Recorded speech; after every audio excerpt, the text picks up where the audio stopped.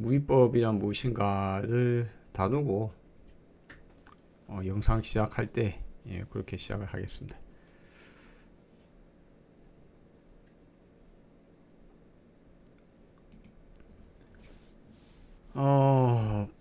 최근 들어서 이제 한 번씩 그걸 봅니다. 이제 이기학 선생님 어서 오세요.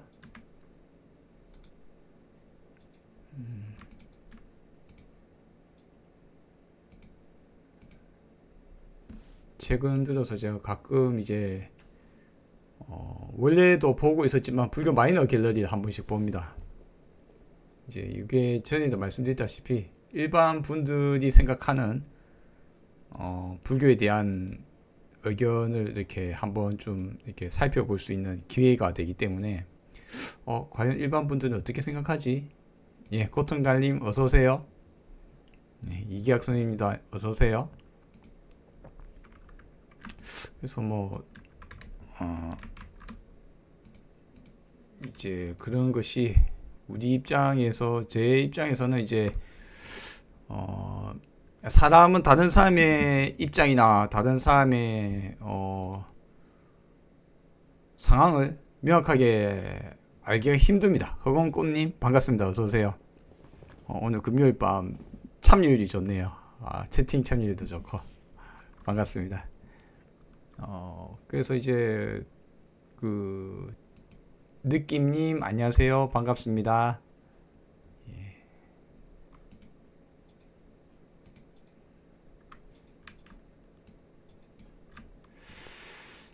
요걸 그래서 제가 보고 있습니다. 보고 있는데 사실 일반적인 불교 갤러리에서 이렇게 논의되고 또는 이 불교 갤러리 주인장 관리자가 있겠죠. 관리자의 입장이라든가 이분들이 생각하는 불교라는 것이 어떤 불교 신자의 입장에서 다루고 있는 내용들이 많습니다. 그래서 이제 그런 것들을 모조리 제가 단칼에 뭐 나쁘다거나 무조건 잘못됐다거나 이런 식으로 말하기는 힘듭니다. 왜냐하면 이제 그런 오랜 세월 동안 이제 불교 신자로서 활동해 오신 분들 입장에서는 그냥 믿고 따르는 게 불교였는데 오늘날 뭐 제가 뭐 누가 나서 가지고 자기가 뭐 깨달았다면서 그 불교 아니라고 하면 그 참 그 사람들 입장에서는 당황스러울 거 아니에요. 당황스러울 겁니다. 이제 재미난 건 그런 겁니다. 예를 들어서 고타마 시다타 우리 부처님께서 당대에 예를 들어서 깨달았다 칩시다. 그러면 고타마 시다타 부처님께서 돌아다니면서 하는 일이라고는 뭐였겠을까요? 수없는 사람들이 이게 진리요, 이게 길이다, 이게 맞다, 이게 내 주장이 옳다라고 하고 다녔잖아요. 부처님 당대에도 수없이 있었어요. 수없는 스승들이 자기 주장을 펼치고 있던 시기입니다. 우파니샤드 또한 그리했고 사문들 또한 그랬습니다. 그 경계선이란 것이 뚜렷하게 있는 것도 아니었습니다. 바라문과 사문의 경계 또한 뚜렷한 것이 아니에요. 어쨌거나 어떤 다양한 문화 속에서 여러 사람들이 주장하는 것들이 있어 왔단 말이에요. 그럼 고타마 시다타 부처님이 자기가 깨닫고 나면 어떻겠을까요? 열심히 다른 사람이 말하고 있는 것이 그것이 과연 옳은 것인가에 대해서 논의하고 타파하고 이야기를 해오신 거예요. 그러니까 여러분이 이제 불교를 하면서 요즘에 가끔 제가 서울에 뭐 다양한 분파나 불교 분들을 만났을 때 제가 가끔 그런 이야기를 한 번씩 들어본 적이 있습니다. 불교들마다 다 저마다 다 생각이 달라. 무슨 파 무슨 종파 뭐 다 달라. 근데 뭐 불교라는 하나의 이름으로 뭐 네가 뭐 잘못됐느니 말하지 말고 니는 네 것만 하고 다른 사람 거는 그냥 좀 두라 이런 이야기를 하더라고요. 제가 말씀드리자면 그건 좀 아닌 것 같아. 불교라는 이름으로 부처님 고타마 시다타 부처님의 깨달음을 우리가 새롭게 다시 이 시대에 우리가 깨닫고 여러분이 아라한이 되고 부처가 된다는 것은, 우리 불교의 목적은 부처가 되는 거예요. 근데 부처가 되어야 되는데 부처가 되는 길에 방해가 되고 부처가 되지 못하도록 하고 그냥 성불합시다. 뭐 주요 목표잖아요, 여러분. 불교의 주요 목표는 성불이에요. 아라한이 되어야 돼요, 여러분이. 그쵸? 성불이 목표란 말이에요. 오늘 세상을 어떻게 살아갈 것인가? 응? 부처님답게, 부처님처럼 이 세상을 오늘 지금 이 순간에 어떻게 행복하게 살 것인가를 할 수 있는, 근데 그게 되려고 하니까 기존에 잘못 주장하고 있는 것들을 비판을 해야 된단 말이에요. 그러니 제 입장에서는 지금 제가 이 지식일러리 이런 거 보면서 제가 하는 건 뭡니까? 여기 나오는 것들의 대부분에 대한 답변이나 질문이나 이런 것들이 하나같이 뭐 나름대로는 정돈되었다고 생각들을 하겠지만 거의 미신에 가까운 입장에서의 대답들이 주를 이루고 있습니다. 그래서 이런 것들을 타파해야 돼요. 예, 타파해야 됩니다. 수없는 것들이 문제가 있기 때문에 일단 그래서 시간이 남아돌면, 또 여러분이 질문이 없다면 지식계에 나오는 불교 갤러리에 나오는 사람들이 도대체 무슨 질문하고 무슨 대답을 했는지, 그게 왜 뭐가 문제인지에 대해서 이야기를 나눌 법도 하겠습니다. 자, 일단 이거는 말씀드렸고, 오늘 이제 시작은 이걸로 합시다. 시작은 무위법으로 합시다. 자, 8시 7분이니까 본격적으로 이제 방송 시작해 보겠습니다. 여러분, 여러분들 미리, 그리고 요거 제가 진행하고 있을 때라도, 그리고 하기 전에라도 그렇고, 여러분이 오늘도 내일도 그렇고 언제든지, 최근에는 뭡니까? 여러분의 질문을 받아서 영상을 진행하고 있어요. 그러니 여러분이 저에게 묻고 싶은 것은 물어보십시오. 지금은 그런 시간들입니다. 계속 제가 그렇게 진행을 하고 있죠. 여러분이 궁금한 건 물어보세요. 궁금한 거 없으면 어쩝니까? 찾아서 물어보세요. 자, 오늘 먼저 시작해 봅시다. 일체유의법이 요몽환포영 하더라. 꿈과 같고 환상과 같으며, 포말, 그죠? 거품, 포말과 같으며, 그림자와 같아. 여로 영여전, 마치 이슬처럼, 아침 이슬처럼 잠시 있다가 사라지며, 여전, 마치 번개와 같이 번쩍하고 사라지는 일시적인 것이며, 항상하지 않더라, 무상하더라라는 말입니다. 여러분 아시겠습니까? 무슨 말인지? 우리가 일체유의법이, 그러면 이제 일체유의법이 제가 뭐라고 했습니까? 유의법의 반대인 유의법은 뭡니까 도대체? 유의, 하는 바가 있다. 유의법이 뭐지? 무의법이랑 무신 거였는데, 그러면 유의법에 대한 정의는 있었잖아요. 유의법이 뭡니까?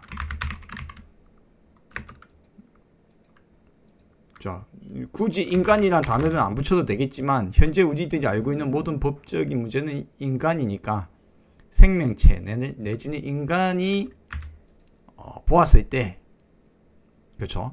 인간이나 생명체가 보았을 때 그들이 감지한 법이에요. 이걸 인간이 만든, 감지한, 뭐 어떻게 하든 그 어떤 단어를 쓰든 법이다 이거예요. 그럼 여러분이 인간이 만들었다, 위를 이제 만들다, 하다라고 보실 수 있거든요. 유위다. 이제 도교에서 무위가 중요하다 이렇게 하잖아요. 그 유위, 무위인데 그 위 하려고 했다, 조작했다, 만들었다. 그러면 지금 우리가 알고 있는 법 중에 여러분이 부처님의 법을 포함해서, 여러분이 부처님의 가르침을 포함해서 인간이 만든 게 아닌 게 있을 것 같아요? 우리가 뭐 현대인들의 법조문에, 헌법이나 대한민국의 법전에 나오는 법부터 시작해서 고대 2500년 전에 부처님이 5계를 지켜라고 만약 했다 칩시다. 그럼 그 5계부터 시작해서 부처님이 세상에 인예법이다. 제법 종년생 제법 종년멸하더라. 그렇죠? 그렇죠. 형성된 법 또는 만들어낸 법, 우리가 상상한 법, 우리가 받아들인 법, 우리가 느낀 법. 이게 법이라고 하면 여러분이 이제 범위를 좁혀서 해야 하는 것을 법이라고 생각할 수 있지만 법칙도 법이겠죠. 그럼 또 다른 건 뭡니까? 우리 머릿속에 들어있는 이것이 옳다 그르다, 이것이 해야 된다 말아야 된다, 옳다 그르다, 이런 법칙이 있다라고 우리가 정의 내린 모든 것을 말해요. 거의 모든 것, 거의 모든 법, 거의 모든 우리의 지식, 거의 모든 우리의 사고를 통해서 내린 결론, 그것이 그 무엇이 되었든지 간에 살생하지 말라. 그럼 불살생이라는 게 있다 칩시다. 그거는 유의법인가요? 무의법입니까? 예. 그것도 유의법이잖아요. 그건 누구 입장에서 쓰여진 겁니까? 누군가의 입장에서 쓰여진 거잖아요.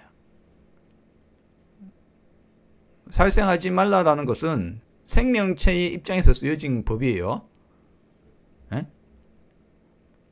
그쵸? 그럼 법을 지키는 주체라든가 법을 감지하고 법을 생각한 모든 우리 수학법칙부터 시작해서 모든 법은 유의법입니다. 다른 말 하자면 우리는 무의법이라고 할 것을 이것이 무의법이다 라고 말하는 그 어떤 것도 사실 무의법이 아니에요. 이게 무의법이 끝이다 라고 짐작할 수는 있지만 그게 무의법인지 우리는 확신할 수 없습니다. 이게 제가 여기서 하나를 결정적으로 이야기합시다. 이것이 무의법이라고 확신할 수 없다. 이것이 이제 우리 입장에서 제일 중요한 부분입니다. 이게 왜 그랬습니까? 예를 이것이 무의법이라고 확신할 수 있으면 어떻게 할까요? 그러면 부처님이 뭐라고 할까요? 이것이 최고라고 말할 수 없다라고 합니까? 이것이 최고라고 주장할 수 있다고 이야기할까요? 부처님이 최고의 법을 깨달았어. 부처님이 최고 무상정등각을 했어. 이것이 최고야. 이것이 최고 청정한 것이야. 이것이 진리 진실이야 라고 이야기를 불교에서 할까요? 안 할까요? 제가 여러 번 말씀드렸어요. 불교에서는 이런 것을 안 한다. 근데 왜 이야기합니까? 왜 부처님이 최고라고, 왜 무상정등각이 있으면 이게 최고의 법이라고 하고 깨끗해질 수 있으면, 청정해질 수 있으면 완전해질 수 있다라고 후대에 왜 그렇게 적혀 있습니까? 불교가 변질되어서 불교를 모르기 때문에, 불교의 기초를 몰라서, 불교의 기초를 모르니까 아란에 대해서도 착각하고 부처에 대해서도 착각하고 부처님의 가르침에 대해서도 착각하고 원래 적혀 있었던 팔개송이라든가 팔개송경 4가지 탐진치만의 원형과 여러분이 탐진치라는 삼독으로 압축되어 있는 것의 원형과 사성제, 12연기, 8정도 등등으로 후대에 걸쳐서 열심히 변형된 법들이 마치 불교라고 여러분이 공부를 하셨단 말이에요. 그건 불교가 아니다. 진짜 부처님 가르침에는 유의법을 기준으로 삼지 않는다. 오라바람에서 모두 벗어나라 라고 하는 것의 기준에서는 이것이 진짜 법이니 이것을 따라라 라고, 이것이 최고이니 이것을 따라라, 내가 최고를 알게 됐으니 내가 알고 있는 것이 최고다, 나의 말을 따르라고 부처님은 말을 합니까 안 합니까? 안 한다니까요. 제가 여러 번 말씀드렸죠. 깔라마경이 뭐라고 되어 있습니까? 깔라마경, 전해져 내려온 것이라고 해서 그것을 그대로 믿고 따르지 마라. 전해져 내려온 게 뭡니까? 여러분이 알고 있는 모든 법들이 대부분 전해져 내려온 거 아니에요? 여러분이 새로 만든 법이 몇 개 돼요? 불경에서 봤던, 스승으로부터 물려받았던 대부분의 법은 전대부터 받은 법이에요. 대체로. 소문으로 남들이 다 그렇다고 해서 그것이 그대로 믿고 따르지 마라. 여러분이 알고 있는 상식은 다 남들이 그렇다고 해서 그렇게 믿고 있는 거죠. 그렇게 알고 있고, 내가 생각해서 이게 논리적으로 이게 옳아. 영역법이든 기납법이든 어떤 방식으로든 논리적으로 사고를 해서 내린 결론이다 이거죠. 그럼 그것이 맞다고 그들이 믿고 따르라고 합니까? 아니라고 합니까? 왜 그걸 믿고 따르면 안 됩니까?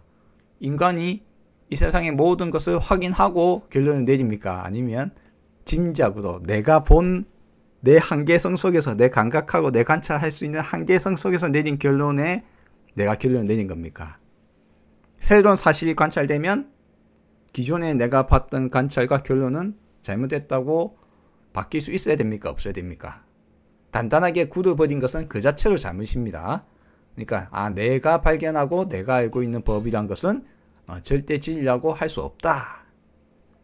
그 말은 무슨 말입니까? 내가 발견한 모든 법은 유의법이다. 인간의 관찰 감각기관과 인간이 관찰한 한계성 속에서 우리가 내린 결론이 그것이 법이라고 누군가는 주장하고 할 겁니다. 이것이 법이야. 이렇게 해야 돼. 이것이 옳아. 이것이 법칙이야. 근데 그 법칙은 바뀔 수 있다. 그러니 우리가 알고 있는 모든 법은 유의법에 속합니다. 그러면 이제 제법 종려선 제법 종려면은 그거 무위법 아닌가요? 여러분, 우리의 인식의 한계라고 제가 몇 번 말씀드렸잖아요. 그러니까 과거 부처님이 보았던 시기로부터 지금 2500년이 지난 지금까지 예를 들어서 세상에 대부분의 것들이 항상하지 않고 변화하더라, 서로에 영향을 주고받더라, 바뀌어 나가더라 라는 것이 성립되었다고 칩시다. 그런데 우리가 관찰하지 못한 지금 이 순간에서 단 1초 후에부터 그 법칙이 지켜지지 않을 수도 있어요. 그리고 지구상에 뿐만 아니라 지구상 어딘가 혹은 우주의 어딘가서는 그 법칙이 통용되지 않을 수도 있잖아요. 근데 세상에 우리가 모든 걸 관찰했습니까? 안 했습니까? 앞으로 발견된 것을 우리는 확인할 수 있습니까? 없습니까? 그러니까 소위 말하자면 인연법, 연기법도 유의법이에요. 인간이 감지하고 인간이 관찰하고 우리가 확인해서 이런 것인 것 같아. 이렇게 보이네. 지금까지 그랬어. 내가 관찰한 바에 따르면 그래. 근데 거기에는 절대적 확신을 할 수가 없다. 그래서 결론적으로 말해서 유의법이라고 우리가 말을 드렸지만 우리가 인간이 인식하고 알고 있는 모든 법은 유의법이다. 우리는 무의법을 이것이 무의법이야 라고 할지라도 그것이 무의법이라고 진정한 무의법이라고 진정한 진리고 전혀 바뀌지 않는 법칙이라고 장담할 수 없다. 그게 뭡니까? 일체 유의법이 여몽한푸영하더라. 요조영여전하더라. 마땅히 그와 같이 보아야 하리라. 응장여시간을 하는 이유입니다. 이 대전제를 모르면요 어떻게 이야기합니까? 나라는 것이 우주의 일부이며 존재라는 것이 있어서 어쩌고 저쩌고 지어냅니다. 법을 만들어내요. 인간의 상상력이란 그게 상상력이고 유의법이란 것을 그런 식의 유의법을 마치 자기가 상상한 것을 마치 진리와 진실인 것처럼 이야기하는 사람들이 영적인 스승이니 다른 사람들 열심히 읽고 듣고 하는 건 뭡니까? 참 불교 기초를 모르는 거다. 예. 불교의 기초를 안다면 이제 그런 식의 유의법에 얽매여 있고 자기의 짐작 속에 빠져 있는 것은 그거는 결코 불교가 아닙니다. 느낌님이 말씀하시는 무상무화 그것 또한 그 유의법이에요.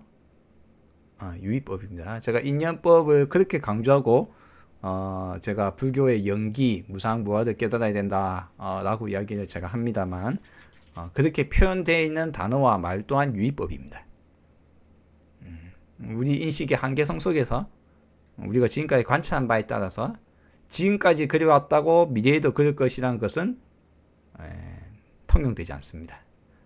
인간과 지구 안에서 우리 생명체가 우리 세상을 바라보고 이거 이런 걸 것 같아라고 하는 것은 그거는 우리들의 관찰의 한계성 속이잖아요. 전 우주를 살펴봤습니까? 전 시간대를 확인해 봤습니까? 우리의 시간, 우리의 공간 한계성 속에서 우리가 관찰한 바에 따르니까 부처님 때도 연기법이 통하는 것 같고 지금 우리가 관찰해봐도 왠지 그런 것 같고 무상하고 무어하고 연관되어서 변화해 나가는구나. 그렇구나 해서 우리가 하고 깨달았다 칩시다. 그것은 부처님의 주장과 우리의 관찰에 따라서 우리가 논리적으로 내린 결론이나 관찰에 한 것이나 부처님 당시에 관찰한 것이 그것은 뭡니까? 인간의 한계성 속에서 제가 어제 말씀드렸죠. 우리가 보고 듣고 감지할 수 있는 모든 것은 우리의 한계성 속에서 관찰한다고요. 그리고 우리가 관찰한 것이 우주의 모든 것을 보았다고 확인할 수 없다. 그래서 그것도 무위법이 아니고 유위법입니다. 여러분 제 말 논리적으로 딱 생각하세요. 그것도 무위법이 아니에요. 우리가 관찰한 바에 따르면 그렇게 보인다. 부처님이 관찰한 바에 따르니까 그렇게 보이더라. 그렇죠? 그렇게 이제 우리는 주장하는 거예요. 그리고 그것이 최고라고 말하지 않는다. 부처님은 이것이 진리와 진실이 무조건 따르다고 말하지 않는다. 현상과 법칙이 유의법이 아니라 우리가 인지한 그 법이 무의법이라고요. 유의법이라고요. 이거 헷갈리면 안 돼요. 그렇죠. 느낌이 알 수 없는 게 아니라 예를 들어서 물리법칙에 가속이 질량과 어떤 걸 해가 힘이다. 힘은 ma다. 라는 결론을 내다 칩시다. 그 법칙은 우리 인지하에 우리가 관찰하고 내린 결론에 따라서 대략 만든 것 같네? 라고 결론을 내다 칩시다. 근데 그게 무위법이냐고 유위법이냐고 유위법이에요. 근데 세상에 일어나는 모든 법칙은 우리가 인지하는 거, 우리가 결론 내린 것이 유위법이지 세상에 무위법이라는 게 없다라고 말하는 것은 잘못된 거예요. 무슨 말인지 아시겠습니까? 세상에 어떤 법칙이 있고 세상에 물질이 있고 이런 거 없는 게 아니잖아요. 다 있잖아요. 작동하고 있고 뭔가에 실제로 우리는 그 중에 일부라도 파악해서 과학적으로 부처님이 인연법을 발견한 거죠. 그것이 유의법일지언정 우리 한계성 속에 인지한 것이 뿐이언정 그 기준을 대가지고 되어보니까 대부분이 다 그렇게 보이더라 이겁니다. 실제로 과학도 마찬가지예요. 연기법을 기초로 하는 겁니다. 원인과 결과, 연관성 속에서 나온 결론에는 원인이 있다. 연기법을 통해서 과학을 하는 거예요. 그런데 과학 법칙은 우리 관찰의 한계성 속에서 우리가 사유를 통해서 내린 결론인 거거든요. 그런데 우리가 세상의 모든 걸 봤다고 확인할 수 없기 때문에 우리가 내린 결론을 편의상 우리는 쓰고는 있지만 이 버섯이 독버섯이고 이 버섯이 독버섯이 아니고 먹을 수 있다고 결론을 내렸는데 실제로 좀 지나 보니까 먹을 수 있다고 내린 결론의 이 버섯조차도 가만 보니까 뭔가 하나만 조금만 다르면은 못 먹더라. 그럼 또 새로운 지식이 더해져야 되잖아요. 새로운 발견과 함께. 그처럼 법칙이란 것은 우리가 인지하고 우리가 발견한 모든 법은 유의법이에요. 근데 세상에 그러면 법칙이 없느냐? 왜요? 세상에 법칙들이 움직이고 있는데. 다만 우리가 인지하는 그래서 과학이란 것이 발전하는 겁니다. 무슨 말인지 아시겠습니까? 그렇죠. 과학이 왜 발전합니까? 과학이란 것은 우리가 지금 내린 가설이 실험을 통해서 결론이 나왔다 손 치더라도 100번을 해서 99번이 성공하다도 한 번이 실패하면 어찌 됩니까? 어떤 경우에는 작동 안 하네? 물리법칙이 미세 세계로 넘어가니까 관찰하려는 행위가 관찰 대상에 영향을 미쳐가지고 영향을 주더라. 그러니까 관찰을 우리가 하기 힘들어지네? 이게 뭡니까? 양자역학 쪽이잖아요.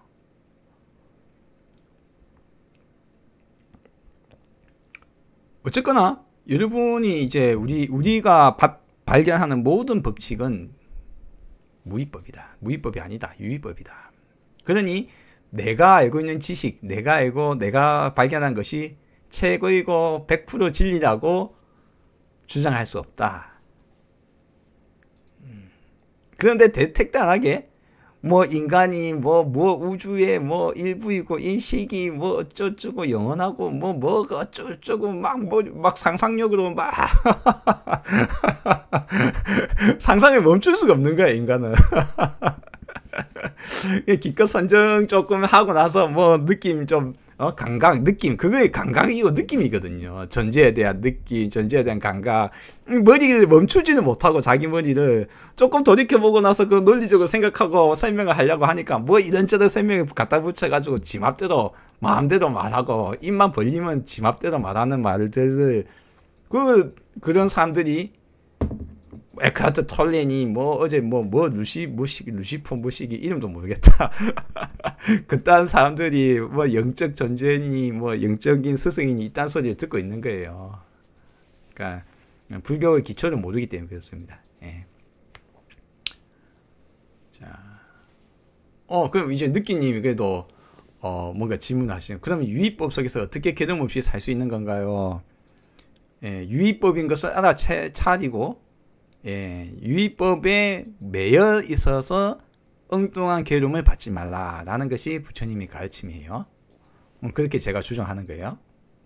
여러분이 이제 괴로움 없이 살 수 있습니까? 그러면 괴롭다라는 것이 제가 말씀드리지만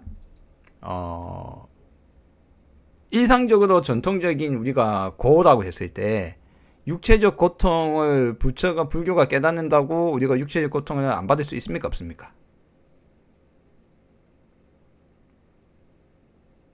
당신이 예를 들어서 몽둥이 두들겨 맞고 있어요. 당신이 깨달으면 몽둥이 두들겨 맞고 있는 고통을 계속 괴로움에서 벗어날 수 있습니까? 없습니까? 느낌니? 어렵지 않나요? 그렇죠? 그렇죠. 없어요. 이기양님 없어요. 그렇죠? 잘 관찰해야 돼요.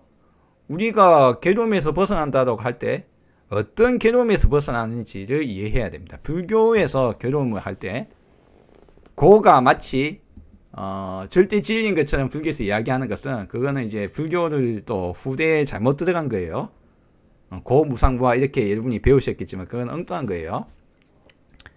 현대 우리가 살고 있는 모든 것이 고통이니까 여기서 벗어나야 된다라는 일종의 영지주의적 입장, 초월하려는 입장에 서 있는 그 후대의 불교인입니다. 원래 부처님 가르치면 그런 거 아니에요. 이 세상이 고다 이러고 하면 뭡니까? 그건 그거대로 말도 안 되는 헛소리인 거예요. 모든 것이 고다. 이게 그냥 그딴 식의 말도 안 되는 헛소리를, 그거는 그야말로 인간이 상상 속에 지 맘대로 내가 욕을 좀 하면 막 대택다는 소리 하는 거예요. 그러니까 말도 안 되는 그거에 설명도 안 되고 헛소리가 되는 거예요. 그쵸. 뭡니까? 만족하지 못해서 나오는 괴로움. 느낌님이 말씀하신 두카, 불안정이라고 하셨는데 뭐 그렇게 볼 수도 있겠지만 이제 말하자면은 뭐 생로병사가 고고 뭐 이딴 소리는 그건 불교가 아니라니까요. 내가 생로병사가 왜 괴로움이야? 그냥 현상인데 그냥. 뭡니까? 두카는 불안정이 아니고, 두카는 불안정이 아닙니다. 두카는 만족할 수 없어서 나오는 괴로움이에요. 두카는 한마디로 수카의 반대라고 볼 수 있습니다. 기쁘다. 수카가 기쁘다거든요. 왜 기뻐요? 왜 기쁩니까? 만족해서 기쁜 거잖아요. 내가 원하는 게 이루어져서. 두카는 뭘까요? 말하자면 내가 원하는 데 이루어지지 않아서 오는 괴로움을 두카라고 하는 거예요. 예. 그게 두카예요. 반대말을 보면 확실히 알 수 있습니다. 수카가 기쁨이거든요. 그럼 이제 내 바램이, 내 정신적 현상이 괴로움하고 연관성이 있잖아요. 그러면 뭡니까? 두카는 어떤 두카의 어떤 괴로움을 말해요? 육체적 괴로움을 말하는 겁니까? 아니죠. 정신적 괴로움을 말하는 거예요. 불만족했을 때 나오는 괴로움, 그게 두카이고, 예. 불교에서 해결할 수 있는 것은 뭡니까? 내가 엉뚱한 착각에 쌓여서 엉뚱한 바램 속에서 내 스스로 괴롭히는 것을 벗어날 수 있는 겁니다. 예. 그럼 내 착각에 있어서 내 저걸 반드시 해야 행복해. 저기 있으면 좋겠어. 기쁨과 도파민 분비와 인간을 공부하지 않으면, 모르면, 연기법을 모르면 거기에 묶여서 평생을 쳇바퀴 돌듯이 그렇게 살아가는 거예요. 뭐 그거 추구해도 돼요. 뭐 아주 간단하고 재밌는 거, 즐거운 거 느껴도 돼요. 다만 그것이 반드시 해야 행복한 건 아니구나. 그걸 알아차리면, 그쵸, 그걸 알아차리면 갑자기 많은 집착들이 떨어져 나가요. 많은 집착들이.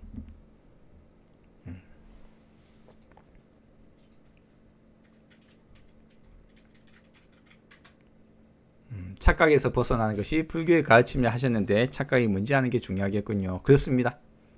오늘도 이야기하고 있는 게 착각에 대한 이야기 중에 하나죠. 무엇이 유의법인가, 무엇이 무의법인가. 무의법이 있다고 할지라도 내가 무의법을 확인했다고 안다고 장담할 수 없다. 그러므로 이 세상에 있는 모든 법은 무의법이 아니라 유의법이다. 예, 그렇게 하셔야 돼요. 자, 고통달님, 아다님, 고 김성철 교수님이 말씀하시는 한 점의 주의가 궁금합니다. 제가 이해하기에 한 점의 주의를 나와 마음의 본질이라고 하셨던 걸로 이해하고 있습니다. 우리가 주의가 가 닿는 대상만이 우주에 존재하는 것 같은 느낌이에요. 예를 들어서 내가 의자를 보고 있는 순간은 주의가 의자에만 가 있기 때문에 우주에 의자만 존재하는 듯하고 그 순간 나는 인식되지 않고 존재하지 않는 것 같은 느낌이요. 제가 고 김성철 교수를 별로 안 좋아해요. 제가 한마디로 말해서 윤회주의자는 불교를 뭐 깊이 고민을 해보지 못한 상황이기 때문에 뭐 그 사람의 말을 제가 굳이 뭐 들으려고 하진 않아요. 예, 고 김성철 교수가 제가 알기로 윤회에 대해서 철떡같이 믿고 있던 사람이고, 뭐 딱히 뭐 이렇게 제가 비판을 하면 했지, 그 사람이 무슨 말을 했는지를 굳이 뭐 이렇게 설명을 하거나 할 그 대상이 안 됩니다. 예, 비판하면 했지. 자, 예를 들어서 제가 뭐 뭐라고 해야 됩니까? 예를 들어서 뭐 향봉승려가 우리 향봉스님이 그나마 조금 존중할 만하니까 향봉스님이라고 합시다. 향봉스님이 예를 들어서 뭐 윤회를 부정하고 지금 이 순간에 대한 삶을 그렇게 살아야 된다라고 말을 한다 칩시다. 향봉스님 그런 부분이 좋아요.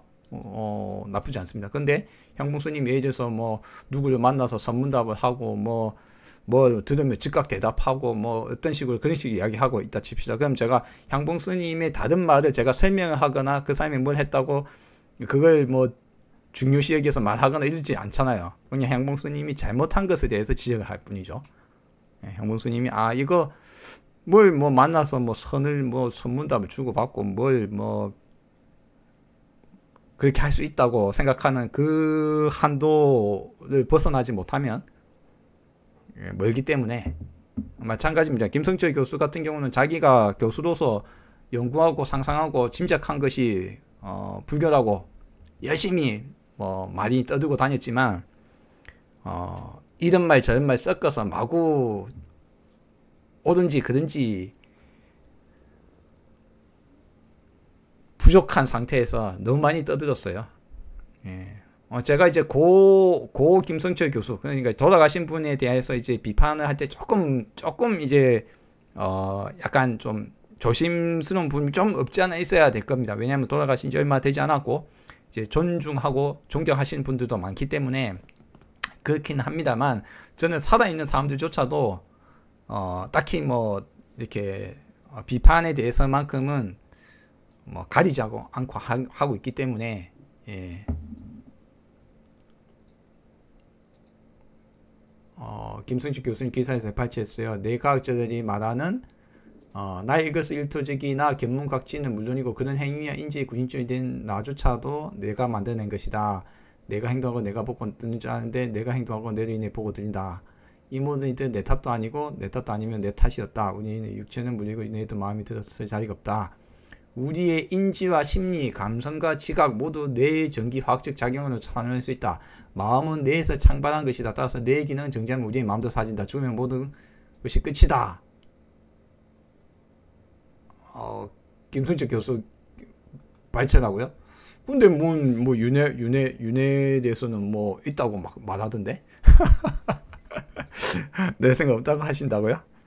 근데 저는 분명히 김성철 교수가 내 윤회는 없다고 하면 말도 안 되는 말이 하면서 막 하는 걸 보았기 때문에 물론 제가 본 것이 잘못 본 것일 수도 있어요. 그래서 만약 저런 식으로 이야기하실 것 같으면 저하고 이제 같은 입장이세요. 그쵸? 고통달님 말씀처럼 마치 저와 같이 그러니까 이제 무엇인가 더 따로 있어. 내가 내 육체가 죽어도 내 정신은 따로 뭔가 또 있어라는 그런 생각이 문제이기 때문에 저런 입장에 대해서 이제 나라는 것은 결국 내가 만들어낸 현상이다라는 입장에서 말하신다면 분명하죠. 근데 뭐 또 윤회를 왜 이야기 꺼내셨을까 모르겠네. 그래서 왜냐하면 이제 제가 말이 예를 들어서 저런 식으로 말씀을 하셔도 예를 들어서 윤회를 또 이야기하시고 한다는 것은 책을 끝까지 부정을 할 수 없었기 때문이에요. 제가 이런 거는 말씀드리자면 완벽한 탈권위가 되어야 돼요. 그러니까 이제 모든 것이 유의법이라는 사실을 확실하게 인지를 하고 나면 책에 적혀 있다고 윤회라고 적혀 있네. 12연기라고 적혀 있네. 사성제라고 적혀 있네. 팔정도 적혀 있네. 그럼 그걸 부정하지 못하는 것은 뭡니까? 예, 그게 유의법인지 모르기 때문에. 예. 인간이 만들어낸 법이고, 예, 그렇습니다.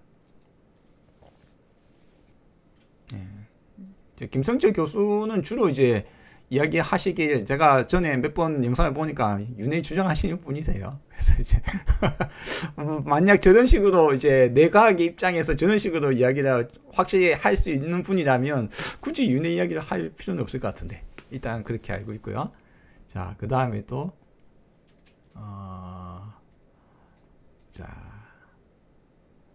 느낌님이 그러면 유의법에서 착각은 무엇입니까? 쉽게 말해서 생활할 때 착각이 무엇인지요? 쉽게 말해서 생활할 때 착각이 무엇인지라고 느낌이 물어보셨네요. 요거 대답을 좀 해봅시다. 쉽게 말해서 착각이 무엇이냐? 내일도 내가 살아있을 거라고 생각을 하시잖아요. 제 말 맞습니까? 아닙니까? 느낌님. 내일도 내가 살아있을 것 같잖아요. 잠시 후에도 내가 살아있을 것 같잖아요. 네, 그건 착각이에요. 인간은 우리는 물론 그렇다고 내일 죽을 거야 이 말 아니에요.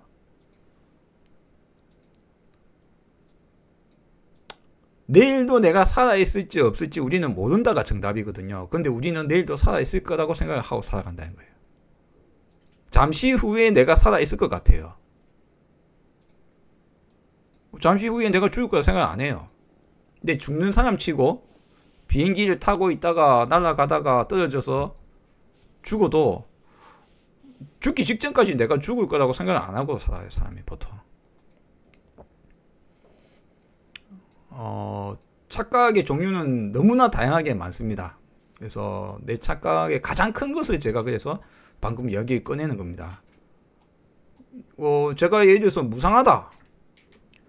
이 세상은 무상해. 항상하지 않아. 여러분은 인생 무상에 대해서 불교의 그게 가장 기초적이고 핵심적인 내용입니다. 왜 그렇습니까?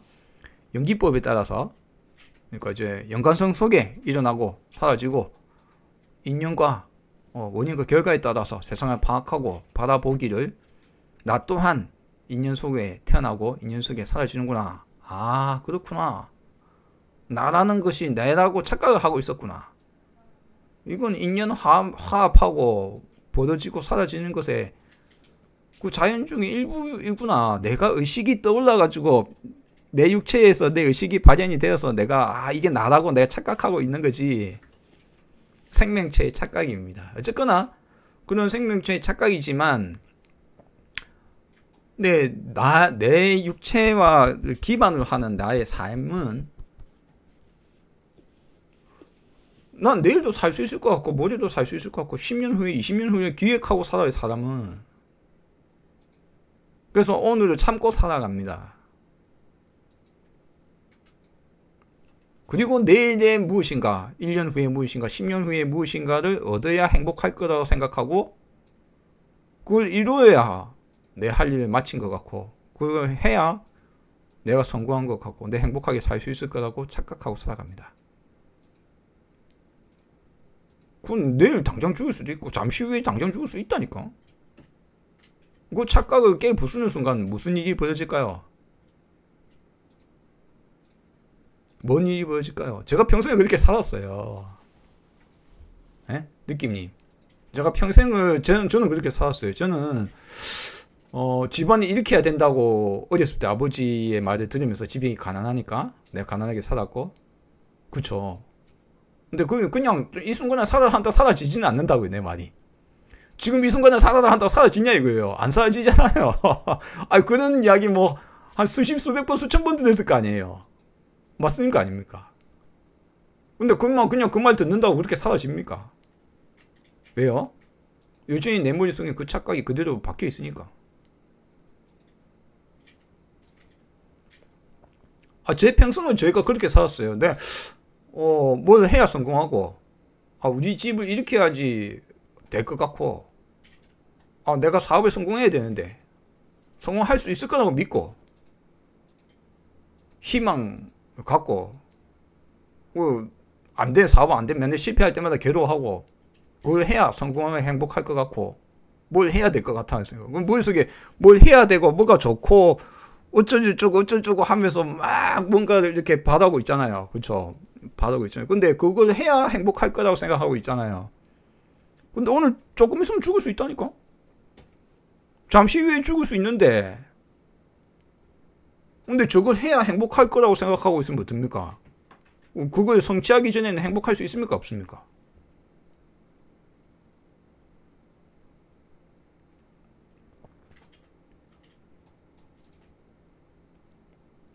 착각 속에 살다 보면 아니요 욕심 없이 이란 말 안 해요. 이제 사람이 계획도 세우고 미래 계획도 세우고 내가 미래 계획 세우지 말란 소리는 아니에요. 미래 계획도 세우고 뭐 내일도 더 살 수 있으니까 하죠. 쓸데없는 관념이 벗겨져요. 쓸데없는 착각이 벗어나고 아들 보고 너 반드시 오늘 공부해야 하랬는데 왜 네가 숙제를 선생님이 하라는 숙제를 안 했어? 해가 애 보고 막 뭐라 하면서 애를 다그치고 화를 냈다 칩시다. 근데 내일 내가 죽어버렸어. 아들이 내일 탁 죽어버렸어요. 아들의 미래를 생각해서 10년 후 20년 미래를 생각해서 오늘 밤도 매일 밤새도록 학원에 보내가지고 10시간씩 공부시켰어요. 근데 내일 죽어버렸어요. 걔 인생 어떻게 됩니까?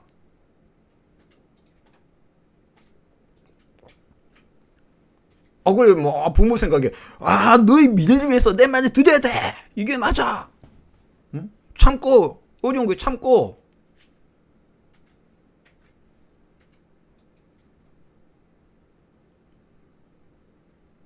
우리가 착각에 산다는 것을, 제가 그 예제를 하나 들었습니다.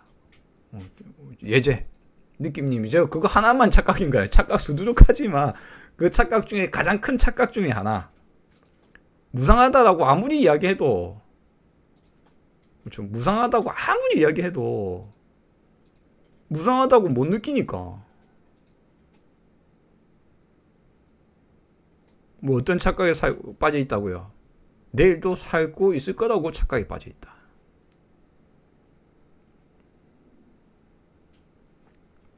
그 착각을 깨워 부수라고 부처님께서 백골간을 시킵니다. 무상하다. 그쵸? 방금 말씀드렸다시피 내일도 살고 있을 것 같은 느낌이, 그 느낌 뭡니까? 그게 상이고 기준이고 생각이고 견해거든요. 우리 머릿속에 물든 것이고, 어제도 살아있고 그저께도 살아있었는데 내일도 살고 있을 것 같잖아요. 왜? 나는 죽음을 경험할 수 없으니까. 나의 죽음을 상상할 수 없으니까. 그래서 다른 이의 죽음을 보고 백골간을 하라, 무상함을 느껴라. 예, 헛된 착각에 빠져서 헛된 것에 집착하고 살지 마라. 저것이 이루어져야 행복할 거라고 오늘 괴로워하지 마라. 자, 제일 큰 착각에 대해서 하나를 말씀드렸습니다. 양재현 님도 반갑습니다. 양재현 님 참여해 주셔서 감사합니다.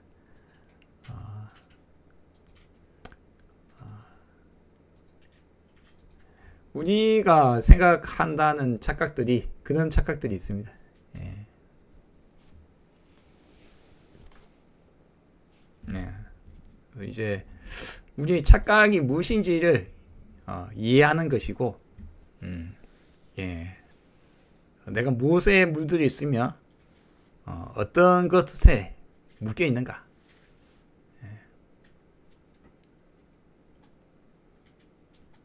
아니요, 유의법이 착각이라고 제가 말 안 했는데요. 반대로 생각해 봅시다. 예를 들어서 내가 무의법을 우리가 안다고 장담할 수 없다고 했잖아요. 그렇죠? 느끼님, 제 말씀 맞습니까? 그렇죠? 근데 예를 들어서 물리 법칙이다 칩시다. F는 ma예요. 힘은 질량의 가속도를 곱하니까 그걸 힘이라고 하자. 그거 잘 작동하네. 그래서 어떤 힘을 주었을 때 이 공이 어디에 떨어지고 로켓을 쏘았을 때 어떻게 우리 지구 궤도를 어떻게 이탈할 것인지, 중력의 힘을 어떻게 계산할 것인지를 계산을 하잖아요. 그렇죠? 계산이 100% 맞을 수는 없어요. 워낙 여러 가지 현상 세계는 여러 가지가 연관성을 주기 때문에. 그렇지만 어느 정도 예측을 할 수 있잖아요. 왜 그렇습니까? 지금까지는 그것이 어떤 분야에서는 제대로 작동하고 있잖아요. 그것도 유의법이라고 말씀드렸죠. 근데 그 유의법인데 그거 착각인가요? 착각인가요? 그게 진리고 그게 모든 것이라고 착각하지 말라는 그 소리예요. 잘못될 수 있고 다른 분야, 다른 시간대, 다른 공간 속에서는 다르게 적용될 수 있다. 그것이 절대 진리라고 꼭 매여있지 마라라는 말이지. 예를 들어서 제가 연기법도 유의법이라고 했잖아요. 연기법도 유의법이라고 제가 말씀드렸습니까? 근데 연기법 잘 작동하잖아요. 저도 그래서 연기법을 기초로 여러분에게 설명하는데, 제가 여러분에게 뭘 설명합니까? 인연과 원인과 결과, 개념을 사유하거나 윤회가 없다고 하거나 신이 없다고 하거나 뭘 할 때 사고 실험을 하고, 그 모든 것은 뭘 기초로 합니까? 논리를 기초로 하고 연기법을 기초로 하고 원인과 결과를 이야기하고 연관성을 기초로 제가 설명을 드려요. 무상, 무하고 뭐 다 마찬가지로. 근데 그것을 제가 그 법이 무조건 옳다라고 이야기하는 건 아닌데, 근데 지금까지는 잘 작동하고 있다 이거예요. 그게 근데 착각이라고 그것이 잘못돼 그게 전부라고 할 수는 없다. 절대 진리라고 우길 수는 없다. 내가 신도 아닌 이상 내 생각이, 내 짐작이 100% 맞다고 장담할 수는 없다.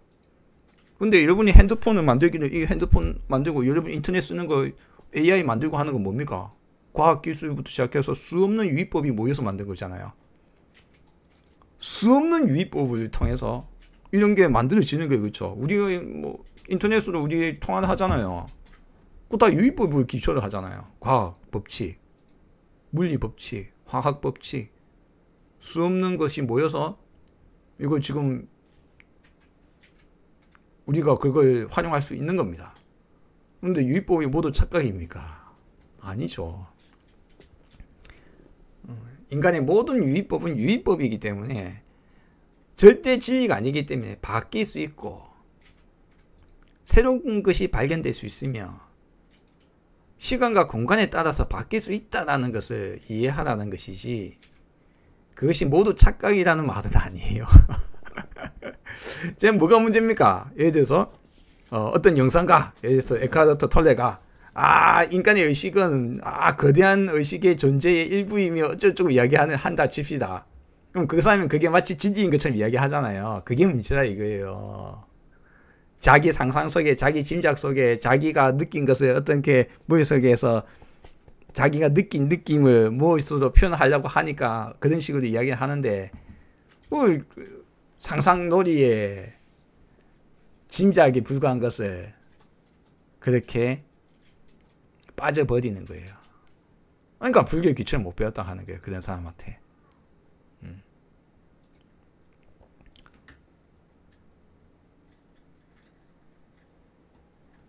연기법을 벗어난 게 없다면 진리라고 할 수 있죠. 아니 그러니까 내일도 그러리란 보장이 없다니까요. 이게 과학계의 가장 오래된 이야기 중에 하나예요. 어제까지 예를 들어서 어제까지 태양이 떴어요.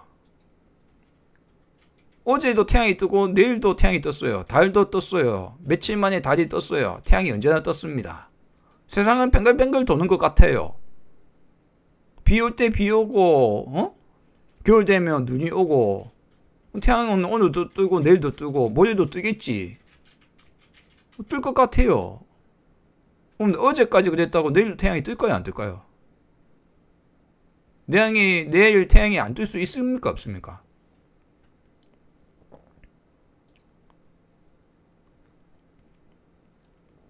우리가 관찰한 것이 우리 한계성 속에 관찰한 것이라는 것을 알고 나면 어제까지 내 평생에 태양은 항상 떴는데 당연히 내일도 태양 뜨지. 근데 내일은 안 뜰 수 있단 말이에요. 그쵸? 그러니 우리가 지금까지 발견한 우리가 우리 눈으로 관찰한 어떤 법칙, 사물, 인간이 관찰한 우리 한계성 속에서 인류의 한계, 나 개인의 한계, 시간적, 공간적 한계성 속에서 우리가 발견한 그 무엇인가가 절대 진리라고 할 수가 없다. 내일은 다른 법칙이 적용될 수 있다. 내일은 다른 것이 발견될 수 있다. 예외가 발견될 수도 있다. 법칙이 바뀔 수도 있다. 그런 겁니다. 다만 연기법은 지금까지 우리 세상의 과학 법칙부터 시작해서 모든 우리 이 사회를 이루고 있는 우리 논리 및 우리의 사고의 기반은 다 연기법적인 거거든요. 예, 연관성 속에서 원인과 결과를 통해서 우리가 이렇게 세상에 영향을 미치고 새로운 도구를 만들어내고 심지어는 이제 인간의 지능을 흉내내는 인공지능까지 이렇게 만들어내고 있습니다. 그래서 이런 것들 연기법을 기반으로 하는데 그래서 연기법이 내일도 적용될 거라는 건 말 못해요. 다만 지금까지 살펴봤을 때 이걸 진리다 라고 말하기는 힘들지만 세상이 아직까지 연기법적으로 돌아가는구나. 그러니 부처님 당시에 발견한 것을 우리가 어떻게 깨닫습니까? 불교에서 깨달을 수 있다고 하는 이유는 그거예요. 부처님이 신적인 힘으로 깨달았다거나 그게 아니잖아요. 부처님이 뭐로 깨닫는다고 합니까?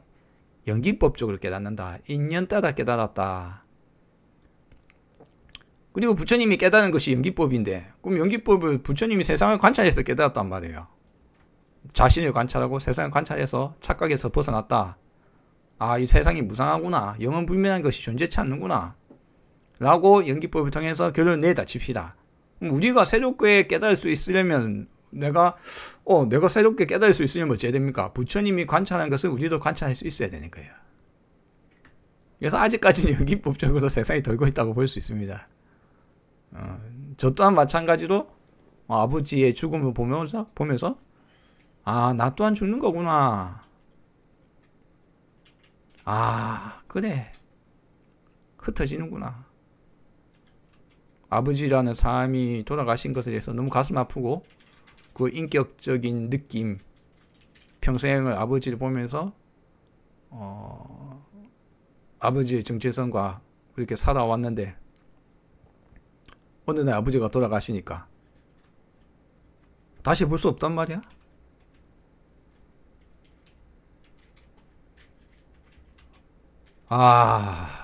오늘 어떻게 살아야 되는가?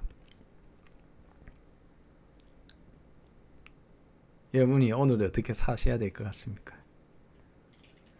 착각에 빠져서 살 것이 아니라 오늘 하루하루 너무나 소중한 시간,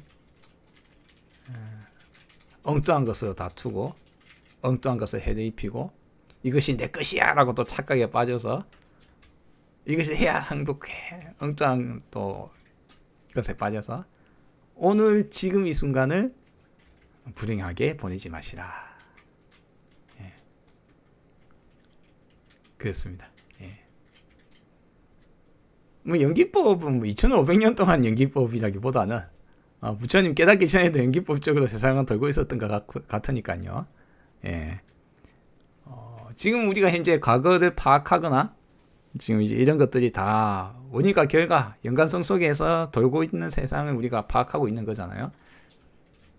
부처님은 그냥 발견한 것일 뿐이고 그 발견이 인연법이라 불리우든 무상이란 이름을 불리우든 연기나 인연이나 인과 법칙이나 무아라는 이름으로 불리우든 그 무엇든 이름으로 불리우든지 간에 같은 현상에 대한 발견이에요. 그래서 이제 지금까지는 잘 작동하는 것 같아요. 그래서 이제 앞으로도 그럴 것 같다는 거죠. 뭐 그게 이제 절대 진리요 반드시 그래야 된다는 이런 말은 하지 않습니다. 불교는 그런 걸 할 수 없는 종교예요. 그런 걸 말하는 사람은 불교를 모르는 사람이에요.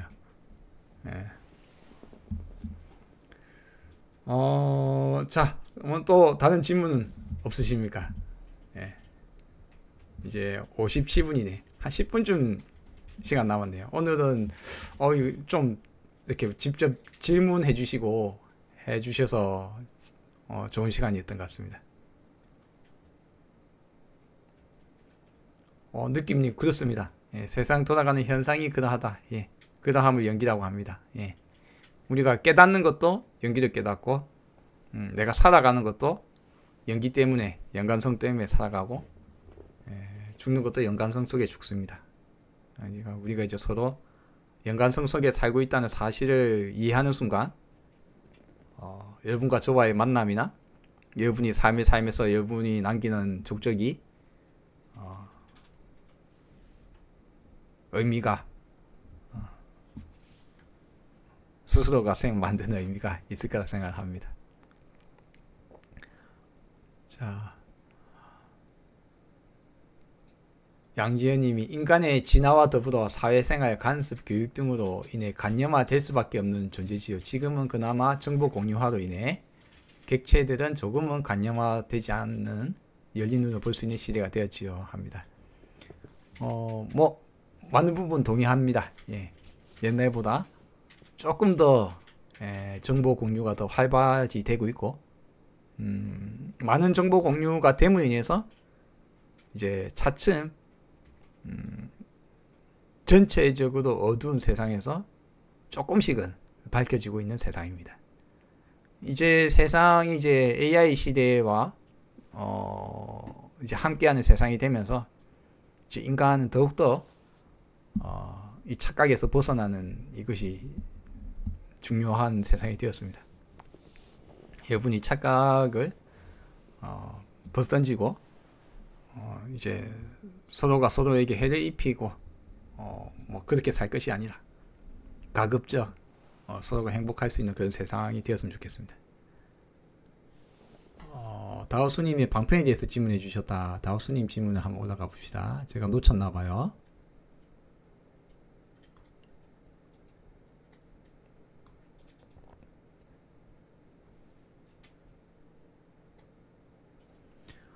도범님들 반갑습니다 하고 다오스님이 방편에 대하여 말씀 부탁드립니다. 자, 8시 59분이네. 짧게 한 10분 안에 말씀을 드리도록 하겠습니다. 방편설이나 방편이라는 이야기,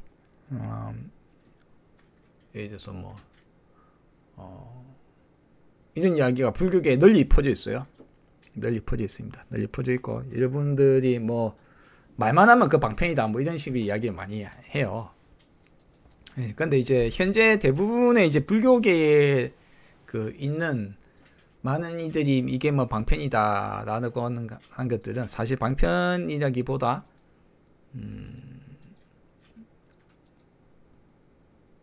불법이 어두워지면서 불교 부처님 사후에 불법이 부처님 가르침과 좀 이해를 못해서 세상에 이해를 못해서 그때부터 이제 오해가 차곡차곡 쌓여서 뒤에는 이제 그런 사람들이 마치 그게 불교인 마냥 그래서 그거 열심히 써둔 것을 그걸 보고 뒤 누군가가 깨달은 사람이 방편이 있는 것 같은데 라고 말하는 것에 속합니다. 그건 짐작이에요.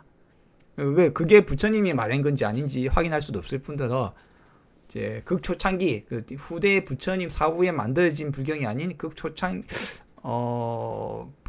아마도 부처님 돌아가시고는 초창기에 뭐 지어졌거나 초기 불교에 가까운 형태의 것으로 짐작이 되는 것들을 살펴보면 그런 방편설이 거의 없어요. 그래서 첫째, 우리 불경에 적혀있는 방편설이라는 것들은 사실 방편설이 아니라 그냥 후대인들이 열심히 그냥 또 소설 쓴 것이다. 착각 속에 빠져서 착각에 빠져서 소설 쓰고 부처님이 뭐 이마에서 뭐 빛이 비추어서 뭐 세계가 어떻고 뭐 천신이 내 제석천이 내려서 설법을 듣고 뭐 땅이 지옥 문이 열려가지고 뭐 지옥에 떨어지는 동 죽어서 뭐 악업에 받아서 뭐 어떻게 태어난다는 동 이딴 수 없는 소설들을 거짓말들이 한가득 있는 불경이 그것이 방편설인가? 방편설이 아니라 거짓말이다 그냥 거짓말이다. 그래서 뭐 방편을 쓸 수는 있을 수도 있다고 생각합니다. 모순되는 부분 방편설을 쓸 수도 있을 것 같긴 합니다. 근데 이제 과거에 실제로 부처님께서 방편설을 하셨는지 아닌지는 모르겠습니다만 최소한 요즘 제가 느끼는 바로는 방편설이라고 되어 있는 대부분의 것은 그냥 거짓말이다. 또는 몰라서 쓴 것이다. 불교는 몰라서 불교 기초를 모르는 사람들이 뭔 말인지 못 알아듣겠어. 오락바람에서 벗어나 도대체 그 말이 뭔 말이야 도대체. 차안피 안에서 다 벗어나래. 그게 뭐야 도대체. 모르긴 못 알아들으니까 그냥 뭐 그때부터 막 헛소리 하는 거야. 너무 단순하고 쉬운 것인데도 불구하고 그 관점을 이해하지 못하면 받아들일 수 없고 이해가 안 되고 뭐 사람들 바라기는 다 그냥 뭐 어디 초월적인 존재가 되길 바라고 뭐 날아다니길 바라고 뭐 전생을 뭐 보길 바라고 영원불멸하길 바라는 사람들이 가득 있는데 그거하고 전혀 상관없는 이야기를 부처님이 하고 나니까 후대에 적혀있는 경전 적혀있는 것들은 전부 다 영원불멸한 뭔가 초월하려는 것들만 추구하는 그런 말을 하는 거죠.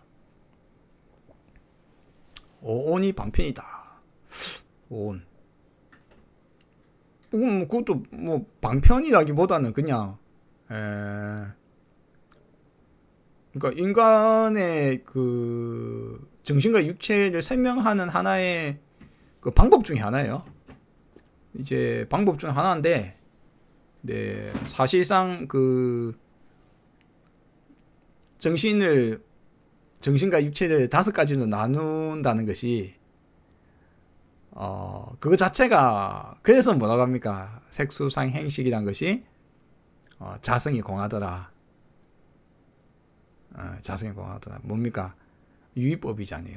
인간의 정신과 육체를 이것이 상이라고 보고 이것을 행이라고 보고 이것을 식이라고 보고 어쩌고 하잖아요. 그 식이라는 게 있어 그러잖아요.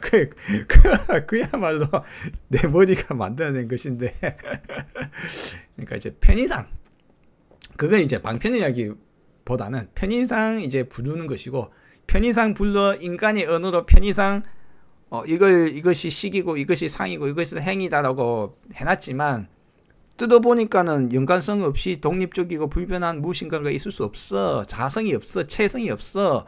식이란 걸 아무리 찾아봐도 그것만으로 독립적인 것을 구할 수가 없더라. 예, 그래서 이제 색수상행식이 자성이 공하게 되어 있습니다. 그걸 이제 오온개공이라고 잘못 번역했어요. 반야신경에. 예, 오온자성개공 정도로 보시면 됩니다. 온 채성 개공 뭐 이렇게 보든가. 예. 그래서 이제 방편이라기보다는 그냥 뭐 예. 그냥 뭐 편의상 불렀다. 예. 근데 그 오온조차도 그걸로 인간이 이루어진 게 아니야. 잘 살펴보면 전부 다 연관성 속에서 변화해 나가고 있는 것을 우리가 그냥 이걸 식이라고 부르자, 이런 걸 상이라고 부르자라고 우리가 그냥 편의상 부르는 것이지 그렇게 구성되어 있는 게 아니다, 인간이. 예. 자, 그리고 또 이제 방편에 대해서 뭐 조금 더 이야기해 봅시다. 그러면 이제 예를 들어서 방편에 대한 이야기 중에 하나 대표적인 것이 이런 게 있습니다. 법화경에 보면, 예, 법화경에 보면 이런 말이 있어요. 대승리의 경전 중에 하나죠. 법화경이 뭐 되냐면, 집안에, 불타는 집안에 아이들이 놀고 있더라 이거죠. 아이 3명이 놀고 있는데, 얘들아 집이 불타고 있으니 집 밖으로 탈출하거라 말을 해도 말을 안 듣더라 이거예요. 말 안 듣는다 이거예요. 야, 그거 가만 내두면 죽을 것 같은데 어떻게 하지? 부처님, 내가 저 사람들 보고 야, 너거 갖고 싶은 거, 너거 장난감 갖고 싶은 거 있잖아. 지금 밖에 장난감 갖고 나서 사놨어. 빨리 나와! 거짓말을 하면 그거 됩니까 안 됩니까? 하고 부처님한테 물어보는 게 법화경의 내용이에요. 일부 들어가 있습니다. 부처님이 그거 뭐 방편을 해도 되지 뭐. 응? 응? 그런 식으로 경이 적혀 있어요. 그 경 자체가 부처님 말한 거예요? 아니면 다른 사람이 쓴 겁니까? 후대인이 쓴 거죠. 자, 그 내용은 뭡니까? 방편을 써도 되느냐에 대해서 이제 뭡니까? 방편을 써도 돼, 거짓말 해도 돼 라는 것에 대한 면죄부를 주는 거예요. 그 경전 내용은. 이제 방편설을 해도 되느냐? 법화경의 내용은 그겁니다. 왜 거짓말을 해도 되느냐 이거예요. 그 사람을 위해서. 그 사람이 그래 안에서 놀고 있는데 밖에서 니 그 집 불타고 있으니까 집 나오라고 해도 안 나오니까 바깥에 술에 이만큼의 억수 네가 좋아하는 거 가득 쌓아놨어. 그거 니 요거 갖고 놀려면 나와 하니까 애들이 우르르 나오더라 이거예요. 그래도 됩니까 안 됩니까? 그래도 되는 것 같은데라고 부처가 이야기한단 말이에요. 그 내용은 실제 부처가 말한 겁니까? 아니면 후대인이 법화경을 기술하면서 후대인들이 그런 방편을 써도 된다라는 스스로에 대한 면죄부를 주는 경전입니까? 면죄부를 주는 경전입니다. 근데 이제 제가 말씀드리자면, 예를 들어서 우리가 5개 중에 거짓말 하지 말라가 있죠? 있습니까 없습니까? 망언에 대한 이야기가 있습니다. 그렇죠? 언어에 망언을 하지 말라. 이게 이제 거짓말 하지 말라에 가깝습니다. 물론 망언에 뭐 거짓말만 있는 건 아니겠죠. 언어를 잘못 쓸 수는 다양한 경우가 있겠습니다만, 그래서 그러면 진짜 거짓말을 한마디로 하면 안 돼? 지문을 던져야 합니다. 의문을 가지십시오. 거짓말 절대 하면 안 돼! 그렇게 하면 어떻게 됩니까? 그럼 법화경하고 정면을 부딪히죠. 어떨 때는 거짓말을 써야 될 때가 있습니까 없습니까? 있다. 어떨 때는 거짓말도 해야 된다. 필요에 의해서 어떨 때는 해야 된다. 그런데 대부분의 경우 거짓말을 하고 있으면 어떻습니까? 거짓말 많이 하는 사람은 누가 좋아해요? 누가 약속을 안 지키는데. 불경이 끊임없이 거짓말을 가득 써놓으면 어떻게 됩니까? 그럼 불경 전체가 거짓말 덩어리가 되는 거예요. 지금은 거꾸로 불경이 거짓말을 거짓말이라고 밝히는 일이 너무 중요하게 되어버렸어요. 제가 불교 채널을 개설하고 뭐 기독교를 까거나 뭐 다른 종교를 까거나 다른 과학을 까거나 다른 뭐 도교 유교를 까거나 뭐 이런 시간이 없이 불경 내부에 적혀있는 수없는 거짓말을 까기가 바빠요. 너무 거짓말이 너무 가득 차 있어가지고 양으로 치면 거의 99.9% 거짓말이 적혀있고 0.1%가 그냥 겨우 살아남아 있는 수준이에요. 그러다 보니까 사실 방편에 대해서 별로 안 좋아하게 돼요. 여러분이 빨간 약 먹을래 파란 약 먹을래 하는 게 뭡니까? 매트릭스, 영화 매트릭스에 보면 실제 육체는 저 간 안에 들어가서 누워서 꿈을 꾸고 있고 기계가 만들어준 꿈을 꾸고 있다. 가상현실 속에 우리가 살고 있는데 가상현실에서 벗어날래? 아니면 현실 차갑고 냉정하고 암울한 현실로 있는 그대로 받아볼래? 하니까 빨간 약 먹고 깰 생각은 없고 파란 약 먹고 그냥 나 그대로 나 꿈속에 살래. 사실 현대인들의 대부분이 그래요. 종교인들 중에 많은 부분들은 실제로 자기가 믿는 것이 그렇게 믿는 게 편하기 때문에 사실 스스로 파란 약을 선택한 것일 수 있어요. 가상현실이 좋아서. 죽는다 끝이 나니 그거 믿기 너무 힘들어. 너무 괴로워. 문제는 이제 괴롭다거나 그런 생각조차도 뭡니까? 우리 내가 만들어내는 거거든요. 그래서 이제 불교가 이제 있는 그대로 세상을 바라보는데 인간이 그와 같은 것이 힘들다는 사실을 이해하면 그래서 시키는 게 뭘까요? 선정을 시킵니다. 우리 내 판단이 냉철하게 세상을 있는 그대로 바라보게 안 하고 자신의 바램과 내가 알아서 반응하는 이것들이 자아라는 느낌, 어떤 내 자동적인 반응, 내가 물든 것에 따라서 사고가 이루어져 버리기 때문에 냉철하게 바라보지 못하게 만들거든요. 두렵고 공포스럽고 싫고 짜증나고 원치 않는다 이거죠. 근데 있는 그대로 봐야 돼요. 왜요? 내일 죽을 수 있어. 오늘 밤 죽을 수 있어. 근데 그걸 있는 그대로 바라보는다는 것은 쉬운 일은 아닙니다. 쉬운 일은 아니지만 그걸 있는 그대로 바라보았을 때 내 삶이 통째로 바뀌어버려요.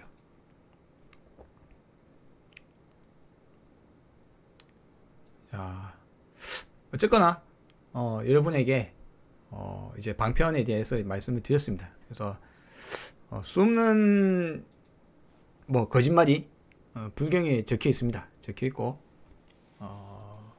불교를 깨닫는다, 있는 그대로 바라본다 라는 것은 뭡니까? 이제 그와 같은 거짓말, 착각에서 벗어나야 됩니다. 그러니까 벗어나기 위해서 제가 수없는 거짓말이 거짓말이라고 이야기를 하고 다니죠.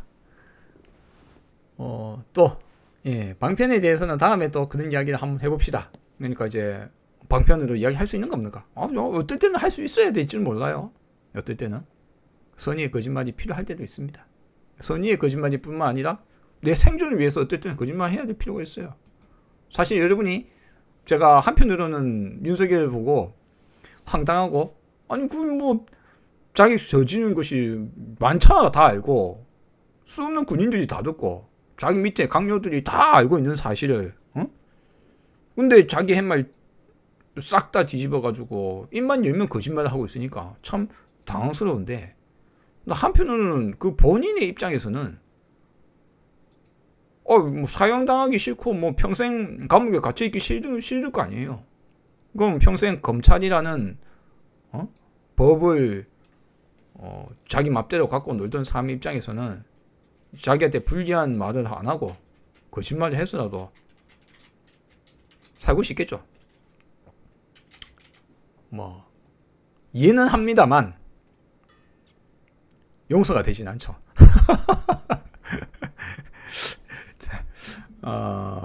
그 자신의 이런 것들은 어떤 문제가 있습니까? 그 개인을 바라보면 우리는 충분히 용서할 수 있어요. 개인적인 입장에서 좀 안타깝네. 그래 할 수 있어요. 근데 그 자신이 만약 그것이 성공했더라면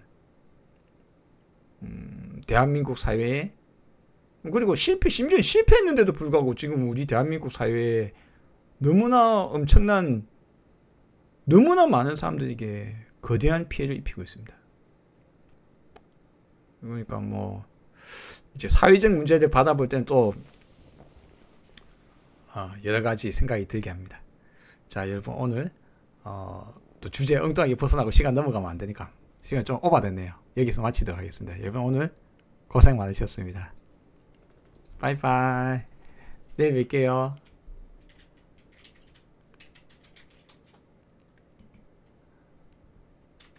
수고하셨습니다. 좋은 주말 되시기 바랍니다.